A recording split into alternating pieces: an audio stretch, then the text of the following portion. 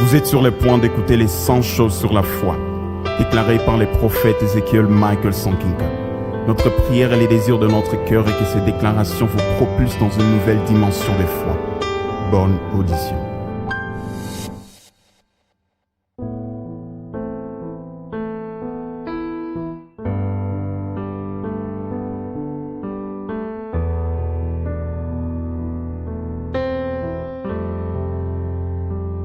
La foi n'est pas une prédication. La foi n'est pas une thèse à plusieurs tomes. La foi n'est pas un ensemble de beaux discours. La foi est une ferme assurance. La foi est différente de l'optimisme. L'optimisme est une espérance. Mais la foi, elle, est la ferme assurance de l'espérance. La foi est la portion de la divinité qui est restée en l'homme. Chacun d'entre nous possède une dose minimale de foi. Celle qui nous aide à croire qu'un engin aussi gros qu'un avion s'élèvera dans les airs, à croire en la parole d'un médecin, à croire en l'amour d'un conjoint, et bien plus. La foi est la seule chose qui connecte le visible et l'invisible. La foi est la clé qui permet à l'invisible d'ouvrir la porte du visible. C'est la foi qui matérialise l'invisible dans le visible. La foi, elle sait que le visible est tiré de l'invisible. Votre foi travaillera très souvent à la hauteur de votre imagination. La foi a la faculté de faire taire les yeux physiques et d'ouvrir les yeux spirituels. Car lorsque les yeux physiques voient les ténèbres, la foi, elle, voit la lumière dans les ténèbres.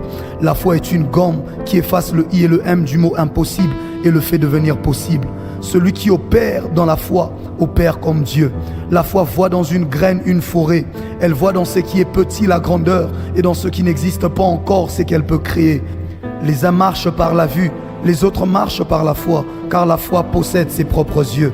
La foi ne dit pas « vaut mieux un tien que deux tu auras ». Elle prend les trois. La foi est parfois la faculté d'attendre recevoir, mais elle est aussi la capacité d'aller prendre. La foi engendre toujours la persévérance. Une foi sans persévérance est immature. La foi peut espérer, mais l'espérance n'est pas la foi.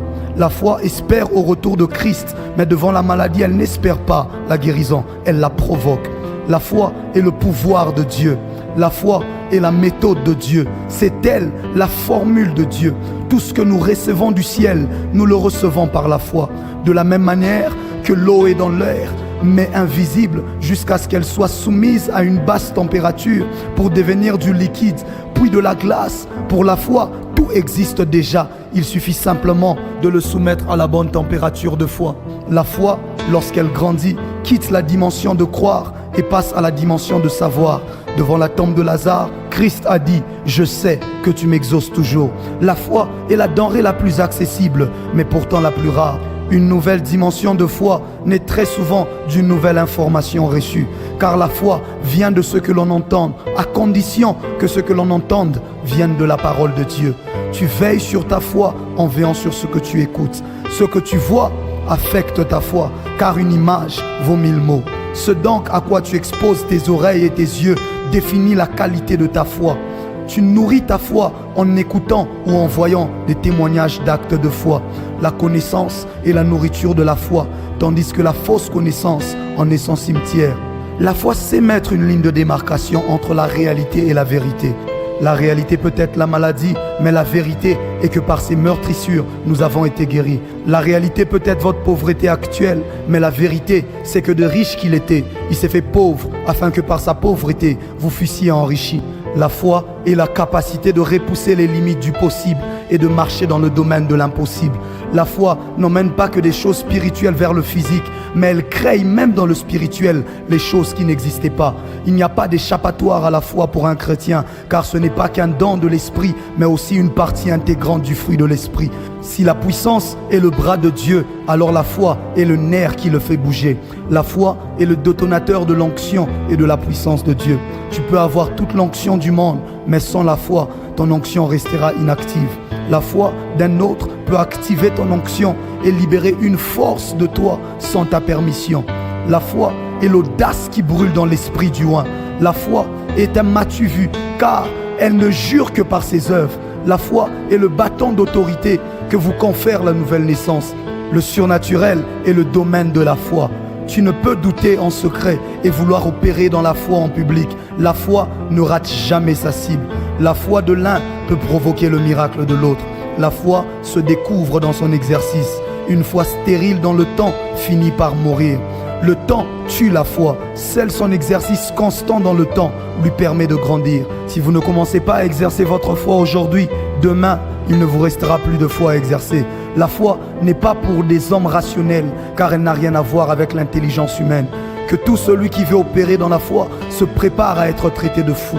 La meilleure manière de se sentir souple dans la foi et de voir possible ce que les autres voient impossible. Car la foi est une folie pour les hommes, mais la foi est la sagesse de Dieu. Je le répète, la foi est la sagesse de Dieu. Ainsi, la crainte de Dieu est le commencement de la foi. La foi ne dépend pas du temps, car elle opère dans l'éternité et ainsi peut traverser le temps. La foi n'est pas une sensation, mais une manifestation. N'attendez pas de la sentir en vous. Osez et vous la verrez à l'œuvre. La foi préfère être vue qu'être sentie. La foi est le pouvoir que Dieu a accordé à l'homme. La foi s'exerce principalement par la parole, car comme la foi, la parole est invisible. Elle marche ensemble dans le domaine de l'invisible. Très souvent, vous ne la verrez pas à l'œuvre tant que vous n'avez pas parlé. La foi s'exprime par la prière, s'exerce par la déclaration et se révèle dans les actes. La foi ne se mesure pas par sa grandeur, mais par son impact. Car même à la taille d'un grain de sénévé, elle déplace les montagnes. Une parole de foi peut faire ce que des heures de prière n'ont pas pu. Opérer dans la foi éliminera certains sujets dans vos prières. Cependant, la foi est chétive sans la prière. L'obéissance à Dieu est la plus haute dimension de foi que nous montre la vie d'Abraham. L'adoration est l'une des plus grandes sources de foi, car elle vous expose au Dieu de l'impossible. Mais aussi parce que la foi part du principe que celui sur lequel elle s'appuie est plus grand que les défis qui se présentent devant elle. Après avoir ouvert vos yeux, la foi vous fera contempler à coup sûr l'Éternel sur son trône, car il est l'auteur et le consommateur de votre foi. Et il faut que celui qui s'approche de Dieu croie que Dieu existe et qu'il est le rémunérateur de ceux qui le cherchent. Une foi qui ne s'exerce qu'en secret n'est pas la foi. Voilà pourquoi vos essais en secret échouent très souvent. Testez votre foi en secret et la certitude que vous avez beaucoup plus de doutes que de foi. La foi a besoin d'un public. Testez votre foi en secret et la preuve que vous avez peur qu'elle n'échoue en public. Ce n'est pas la foi, c'est le doute, mais très bien maquillé. La foi n'échoue jamais. Les hommes de foi croient sans avoir vu et ainsi voient parce qu'ils ont cru. La foi, c'est aussi continuer de croire après n'avoir rien vu, car elle n'échoue jamais. Tous les dons spirituels ont besoin de foi pour être exercés. Le parler en langue active votre foi, car il rend l'intelligence stérile. Le monde et ce qu'il renferme n'est qu'un ensemble de paroles de foi prononcées dans Genèse chapitre 1. La foi est l'essence du royaume de Dieu. La foi est l'opératrice des miracles. C'est par elle que les paupières des voyants se relèvent. C'est par elle que les prophètes prophétisent, annonçant des choses à venir comme présentes et certaines. C'est par elle que les mains des hommes deviennent guérisseuses. Elle est la main qui permet de saisir la grâce. Lorsque vous recevez le don de foi, vous avez des crises de foi. Mais lorsque l'esprit de foi repose sur vous, vous avez la foi de Dieu en permanence. Elle est la capacité de vivre naturellement le surnaturel. Elle transformera vos chaînes de montagne en une plaine de grâce et de faveur. C'est cela la foi. C'est cela la foi. Prions. L'église abroche alifaden camparadia falis. E dolosim pa clavadesh, e makim po havadi antigahadi, la zumampa fahaziacho, kala sablita hashilamante kiaba, e nolozova.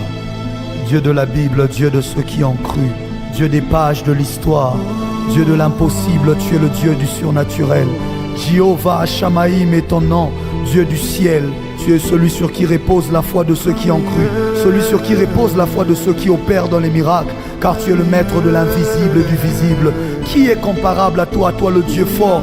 Tu appelles à l'existence les choses qui n'existent pas, comme si elles existaient déjà. Tu ordonnes et elles existent. C'est par la foi que Josué fit une déclaration techniquement erronée, mais qui trouva quand même son accomplissement, car la foi ne tient pas compte de la défaillance de ma logique, mais de l'intention de mon esprit.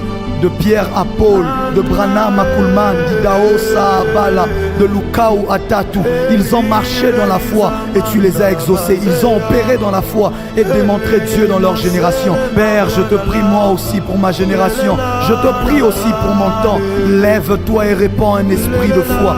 Lève-toi et répands un souffle nouveau. Tu as dit lorsque le Fils de l'homme reviendra, retrouvera-t-il encore de la foi sur terre? Je m'engage à être l'agent par lequel ton fils retrouvera de la foi sur terre. Repense sur moi un esprit de foi. Repense sur moi une mesure de grâce dans la foi qui dépassera les montagnes, qui soulèvera les vallées, qui changera les déserts en prairies, afin d'apporter à ma nation, à mon monde, à ma génération, le Dieu de la Bible. Sors un instant des pages de l'histoire afin que tu sois révélé.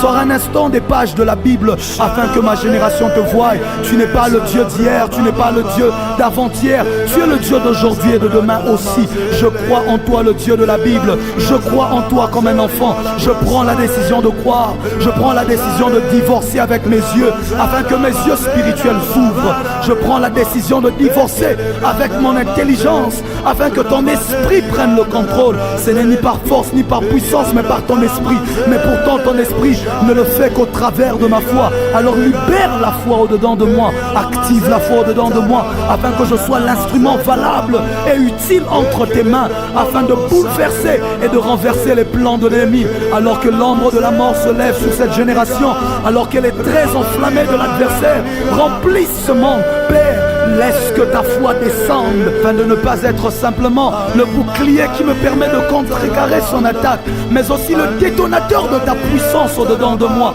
J'ai besoin de la foi pour soulever les montagnes. J'ai besoin de la foi pour changer les situations.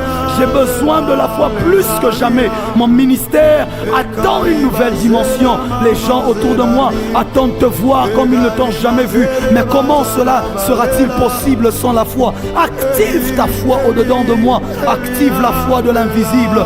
Active la foi de l'impossible. Active la foi du surnaturel qui va jusqu'à faire descendre ton trône et ton règne devant les yeux de tous les hommes. Je n'attends que toi. Je m'attends à toi. J'ai besoin de plus de foi. J'ai besoin que ma foi, même petite, entre en activité afin de bouleverser les situations et me donner de révéler Jésus dans ma génération. J'ai besoin de plus de foi dans le nom de Jésus. Dans le nom de Jésus.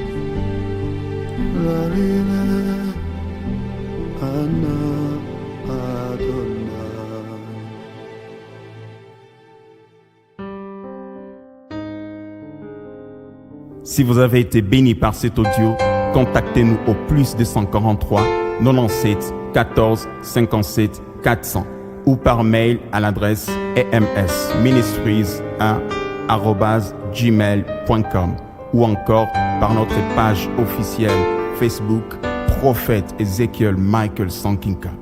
Que Dieu vous bénisse.